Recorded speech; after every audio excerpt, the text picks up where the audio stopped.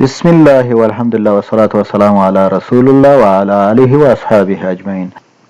لومړی خو د ټولو هغو څخه زړه له تله مننه کوم چې تر دې دمه زموږ سره زموږ چینل یې سبسکرایب کړی دی.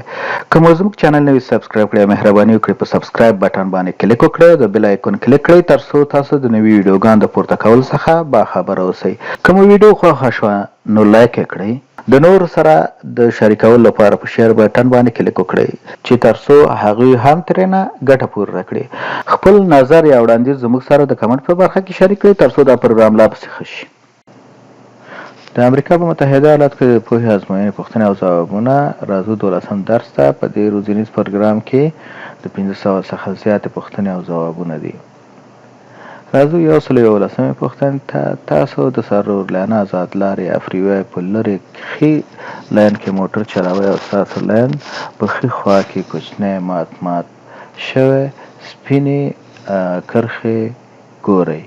تاسو د کارپول لاین او باید په راتلونکي لاین کې یوځای شئ. د ورو حرکت موټر لپاره ځانګړي لاین کې د وتلو لار ته نږدې یاست. سم ځواب دی د وتلو لار ته نږدې یاست. د وتلو لاره کله چې راځي یا اگزټ کله چې راځي نو په اگزټ لپاره د سپین مات د ډش ماننده یا وړې کرښې چې دي دا د نسبت نورو ته کوچنی دي، لکه منځ کې چې دا لاینونه جدا کوي د دې څخه ډېرې کوچنی دي. مثال کله چې تاسو دا ګورئ چې د نورو په پرتله باندې ډېرې کوچنی دي نو تاسو په دې پوه شئ چې دې خواته د اگزټ لپاره لار ده، یعنې د فریوی څخه د وتو لپاره لار ده. تاسو په راتلونکي څلورلارې کې یو روښانه ژیړ رنګه سترګک وهونکی ټرافیکي څراغ ته نږدې کیدونکي یاست. د ژیړ سترګک وهونکی څراغ په دې معنا دی. ژیړ سترګک وهونکی څراغ په دې معنا دی یعنې کله چې روښانه کیږي مړ کیږي یو ژیړ څراغ. څلورلارې ته د ننوتلو دمخه ودرېږئ تر هغې چې تاسو په خوندي توګه دا کار کولی شئ. ورو شئ یا سرعت مو راکم کړئ او په احتیاط سره د څلورلارې څخه تېر شئ. ودرېږئ مخکې د دې څخه چې تاسو حرکت وکړئ یا تېر شئ. د لارې حق ټولو تېرېدونکو موټرو ته ورکړئ. سم ځواب دی ورو شئ یا سرعت مو راکم کړئ او په احتیاط سره د څلورلارې څخه تېر شئ. دا ژیړ رنګه ترافیکي علامه په دې معنا مخکې ټرافیکي څراغ راتلونکی دی.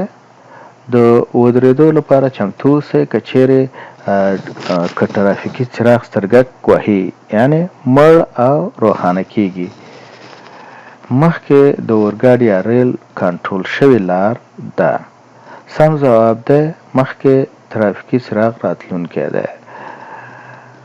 114مه پوښتنه. تاسو کولی شئ چې د بایسکل لاین کې موټر وچلوئ. که تاسو 15 مایله پر ساعت څخه ډېر ورو موټر چلوئ د 200 فوټه څخه زیات نه څه وخت چې تاسې ښي لور ته تاویږئ څه وخت چې بایسکل موجود نه وي. سم ځواب دی د 200 فوټه څخه زیات نه څه وخت چې تاسې ښي لور ته تاویږئ. 115مه پوښتنه. د لارې حق هغه پیاده تلونکو ته ورکړئ چې په نښه شوي د تېرېدو په ځای کې وي. د هرې پیاده تېرېدونکي لار او څلورلارې کې وي. د سړک څخه د تېرېدو په حال کې وي.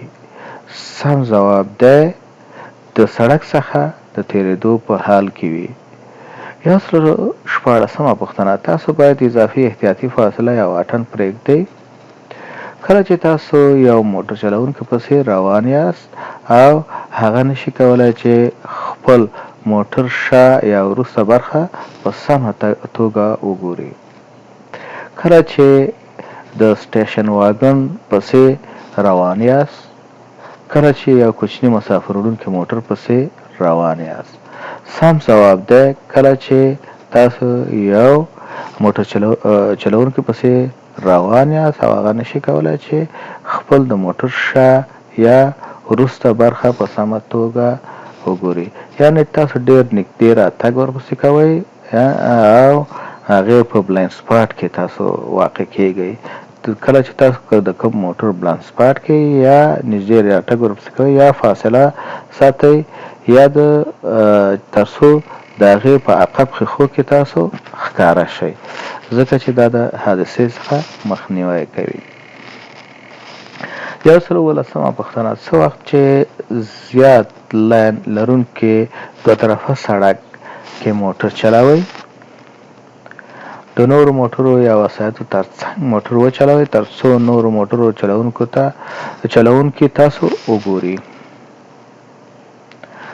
تاسو باید د نورو موټرو څخه مخکې یا شاته موټر وچلوئ.